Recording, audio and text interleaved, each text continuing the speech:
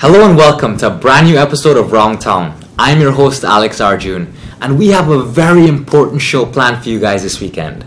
But my show wouldn't be complete without a cheeky pre-monologue joke, so here it goes. Two cannibals are hungry and they decide to have a clown for lunch. As they're feasting, one cannibal turns to the other and says, "This tastes funny to you." Get it? 'Cause clowns are funny? No? Okay, moving on. Our main story today is about the historical concrete structure that spans for miles along the coast of our country and is undeniably crucial to the well-being of our city's future. The seawall, or the walls as most of us know it, is one of our main assets with regards to coastal defense. It acts as a cover that shields us from the immeasurable force of the mighty Atlantic Ocean. However, most of us know it as a recreational place. Guyanese have used it as a place to run, walk, ride, and convince police officers that they spent the last 30 minutes in their parked car just talking to their girlfriend. In addition to recreation, it's also utilized for religious holidays, where we fly kites during Easter. It's a prime marketplace for local vendors, and it's a great place for weekend limes on a Sunday afternoon with family and friends. As per usual, we took a stroll around town to see what locals actually use the seawall for. Take a look. Recreation, you can go there with the family. You can use it for exercising. I like the seawall because it's relaxing, it's refreshing, it's a place you can go and clear your mind and, sit down and have a good time with your family and friends. Well, it's a kind of nice kind of place to chill, It makes you feel welcome when you go and see a girl. It's a place of recreation, but more of it is like our roots.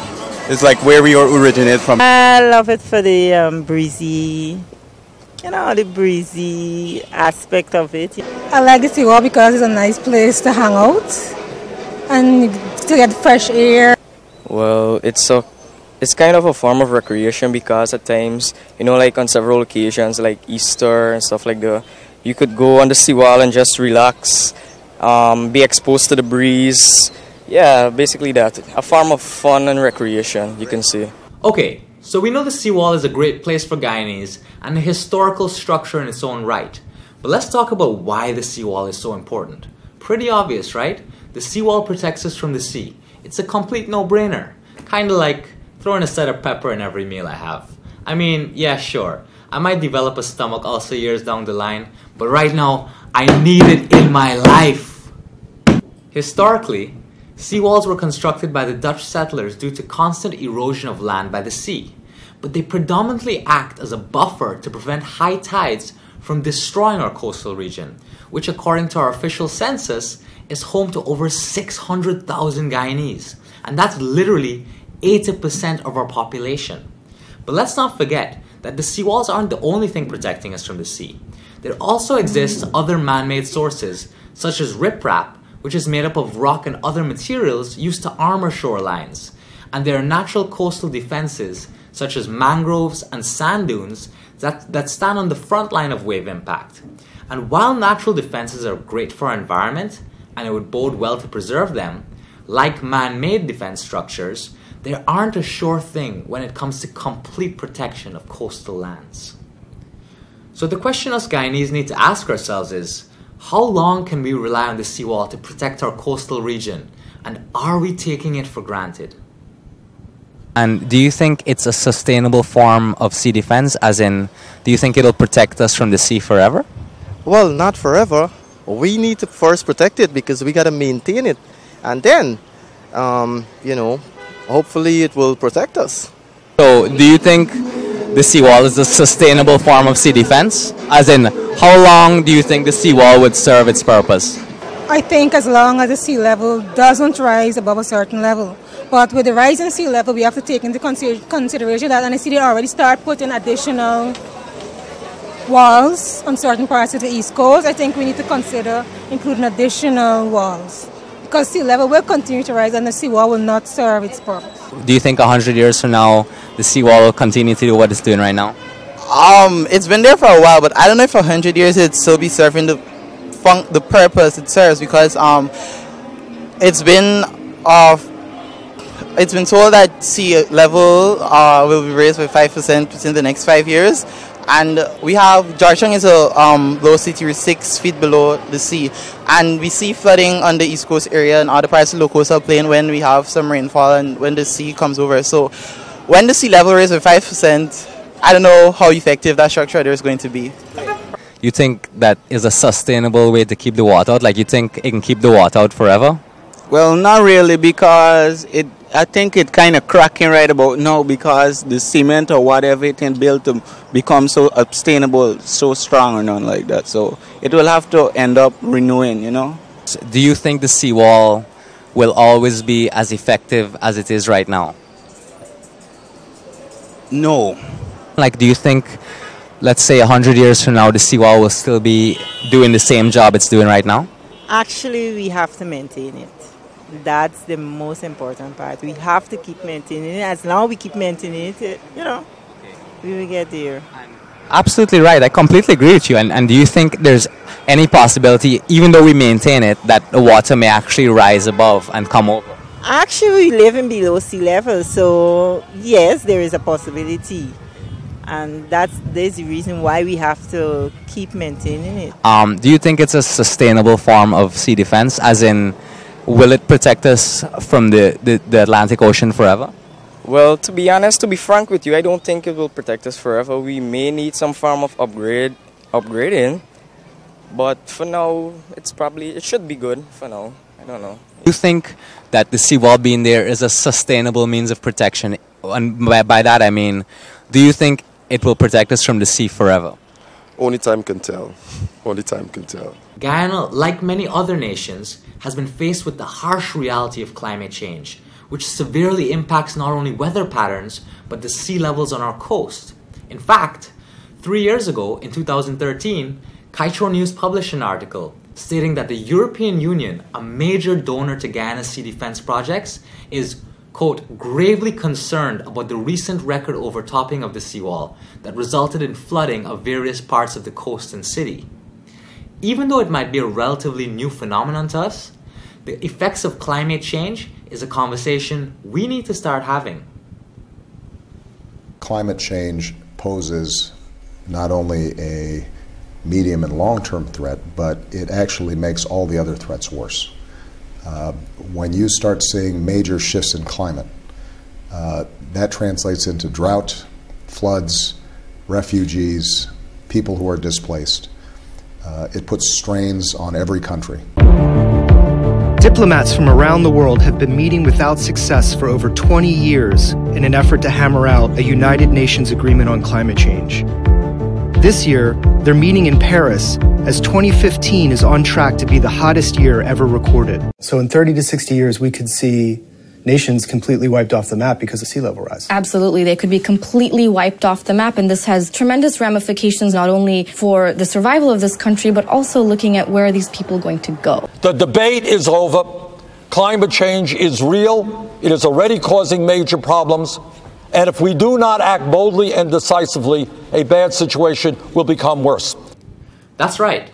Climate change and rising sea levels will have an impact on us too, especially because our capital, Georgetown, is situated well below the sea level, 3 meters to be exact. But this conversation shouldn't start with me. I'm just your environmentally concerned talk show host. However, to begin our official talk about what our seawalls mean to us, with the advent of climate change and rising sea levels, we took a visit to the Ministry of Public Infrastructure, where we met with Jeffrey Vaughn, the coordinator of the Work Services Group, and he was more than willing to share his in-depth expertise and knowledge with you, the viewer, so that maybe together we can continue to discuss what seems to be a very important issue for us Guyanese who live on the coastal region. Take a look. Mr. Vaughn, thank you so much for joining us. No problem. Great to have you. It's not often we get to talk to someone as qualified as you, so That's okay. we really appreciate it. So we're talking about sea defense and what the seawall means for Guyanese people.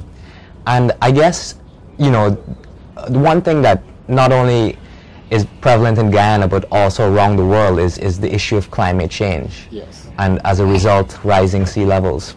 So I guess the main question I'd like to start off with is how much or how little, in your opinion, do you think Guyanese are aware of rising sea levels and climate change? From a technical point of view and a technical perspective, I know for a fact that the technical persons may be aware of sea level rise and climate change. However, there is still a need for more works to be done in terms of getting the information out there to the man in the street, for him to understand that with climate change, what are some of the effects that they will see or will happen. And I think we need to do a lot more in terms of diverging information to the general public in terms of climate change and sea level rise. Great, great. And with regards to rising sea levels, how do you think we can go about creating that awareness? Well, first it begins with your homes, persons who may understand fully what sea level rise and climate change is all about. We can basically start the conversations from home.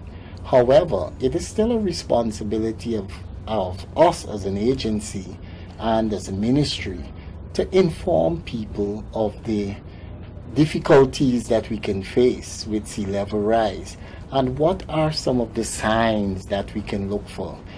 For instance, we know with sea level rise we would have higher wavelengths, higher waves, longer wave periods, you can have overtapping. So these are some of the effects of climate change and sea level rise. But one of the things we need to be careful about is that we have not done much in terms of checks and balances when it comes to climate change and sea level rise within the ministry. On the international scene, we might have had a lot of people doing research and checks and balances to see that what effect these things are having. Yes, we have started some work in terms of our maintenance and our reconstruction of sea and river defenses across the country, and basically and mainly across our coastline, which is below sea level. But is that enough?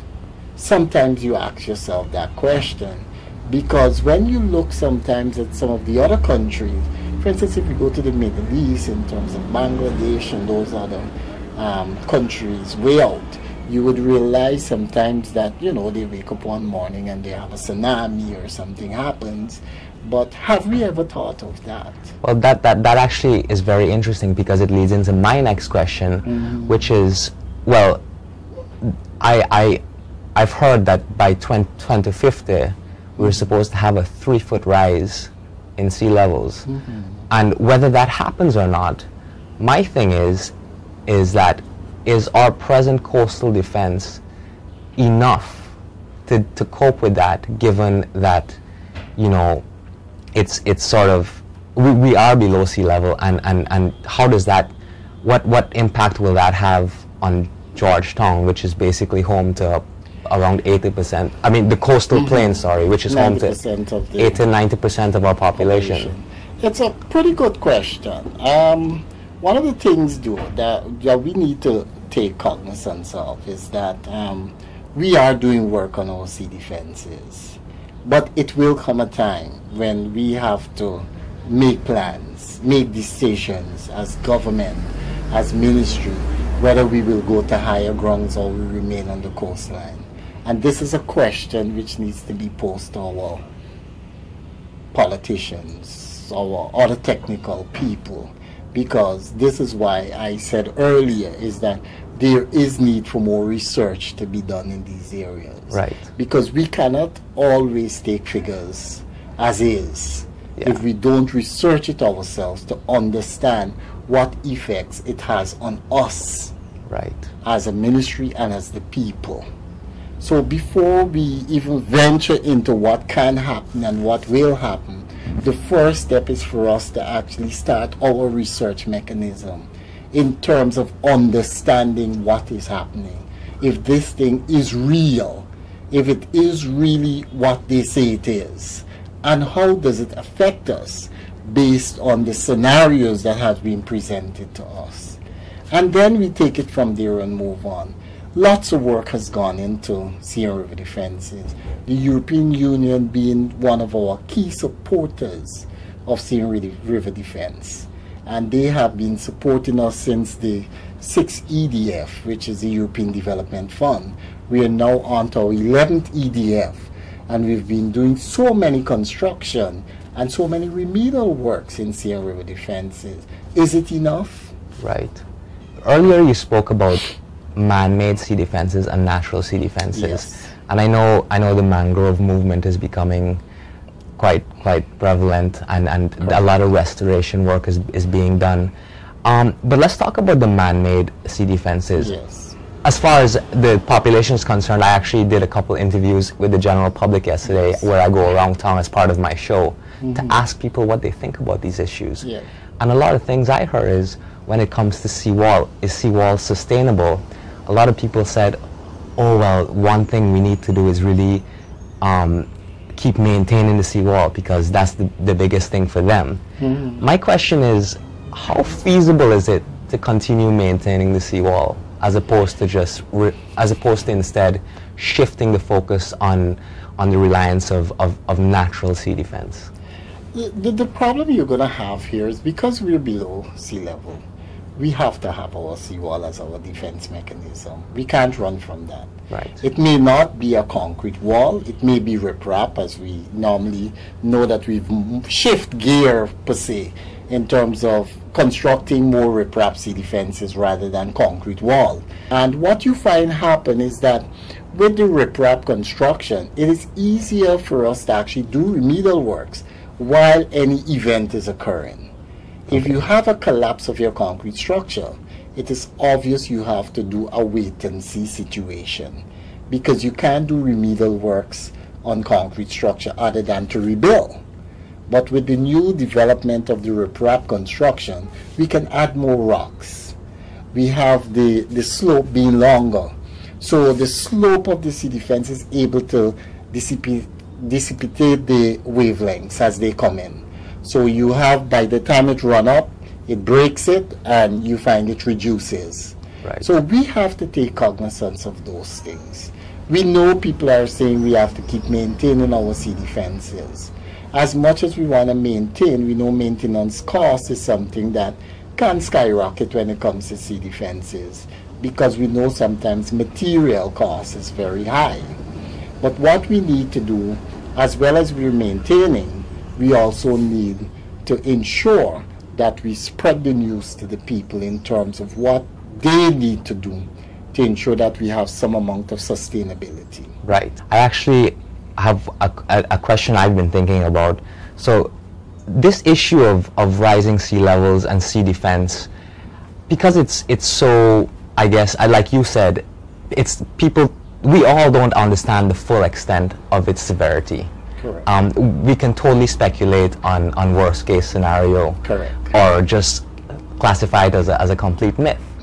But should this just the idea of a potential threat to our coastal region have any effect on things like on people investing within the Georgetown area, or even, you know, potentially impacting low-income citizens or low-income housing? Does that... Anything of those effects can have an impact. Let us not run from that. Yeah. Once we're speaking of, issues that generates things that can cause negative effect, it has an impact. We can't run from that. Right. What we need to do is to ensure that we give people the information on how do we cushion that impact that will occur. Right. What do we do? How do we prepare ourselves for what may be to come, or what may not happen at all? Right. So it's the don't do situation. But we have to sometimes go down the line, which is find a clear cut in terms of what are we going to do. Okay, here are some of the decisions. Coastline is low, hilly sand and clay, savannas. Do we change our coastline in terms of our city? Do we now make Madia? Do we now make Bartica? Do we now make Linden our city? These are some of the things we as technical people need to think about. Right. If we're saying that sea level rise is going to affect us. Right. And this whole idea of climate change and sea level rise is a pretty in my opinion, a pretty progressive idea where it's now starting to generate a lot of interest and it's starting to develop. Correct. Do you think it's being addressed within our educational system as it can be or should be? I think it is being addressed, but how it's being addressed may be the issue. Okay. Because sometimes what you have to understand is seeing something happen is better than sitting and somebody just giving you a theoretical. Right. So taking the children to the seawalls and having them understand fully what is occurring, it's different than you just teach it and people sometimes, the students just learn and that's it. When they meet home, they're finished with that. Whereas you have some children who would see, oh, we're driving along, my sons will say, oh, Daddy, the water's coming over, it's overtapping. And they start to pick up what is happening, how this occurs. So it goes far beyond just being in the classroom and just dispelling information. Right. So that is why when we started, I said, it has to start from the home. Mm-hmm. But does everyone in the home understand sea level rise and climate change and all of that? So it comes back to we the people with the knowledge who now has to dispel those information to the others out there for them to realize that, hey, this is serious business. This is what we need to do to ensure that we are safe. And many a times what you find happen is that sometimes we don't take the broader picture of what happens in other countries. Right. And these are things sometimes you need to take as lesson learned. Okay. You can't always just ignore them. Absolutely, absolutely. Sometimes after. And I have one more question for you before I stop bothering you. I know you're a busy man. No problem. Do you think that there's clearly a noticeable, and by the way, in this show I tend to stay very clear of anything political. But there's clearly a noticeable political divide in Guyana between different groups of people. Mm-hmm. And we're always searching for looking at issues that divide us instead of unifying us. Yeah.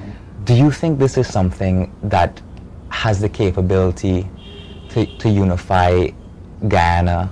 Because this is not one group against another. This is something that affects us as a collective body. Correct. What are your thoughts on that? I do agree. It is something, if you want to use examples, for instance, when they have flooding, it doesn't affect John and don't affect Harry. It affects all of us. And everybody starts to bail, everybody starts to look at ways and means how they can put their life back in order. And we help each other. Right. So we see these are things that bring us together rather than tear us apart.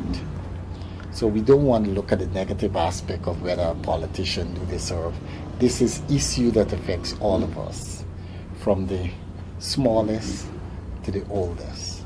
And we need to take that as facts and move with it and realize for us to move ahead and have some amount of sustainability, we have to build cohesion around ourselves and not continue to feel that infighting will solve the problem. It cannot.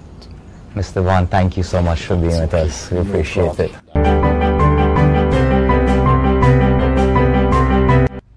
I am the seawall. I am the solid concrete guardian holding strong at the edge of your city, whilst you tread relentlessly on my back, ignorant of the role I play. I remain your humble servant. For eons, I have shielded you from the fierce and immeasurable force of the mighty Atlantic. For years, you have used me as your source of amusement, to keep you healthy and to put food on your table, while the strong tides hurl themselves against my side, testing my unfailing devotion to your safety. I've always been there for you, but lately, like an old forgotten friend, I've been feeling underappreciated, overlooked, almost forgotten. And as you lock horns amongst yourselves upon the safety of land, you forget the bigger threat looming in the distance, the imminent menace that is slowly consuming me with time, making its way over the top and splashing hints of prophecy onto the soil. Humans know little or nothing of my plight, yet they fiercely demand my loyalty. No longer can I withstand the test of time, for my life is limited to half a century. I have endured. I have lived my life, and now it is time for you to live yours. But can you? Can you survive in a world without me? That's our show for today. We really hope you enjoyed it. So tune in next week for an all-new episode of Round Town with me, Alex Arjun, only on E1.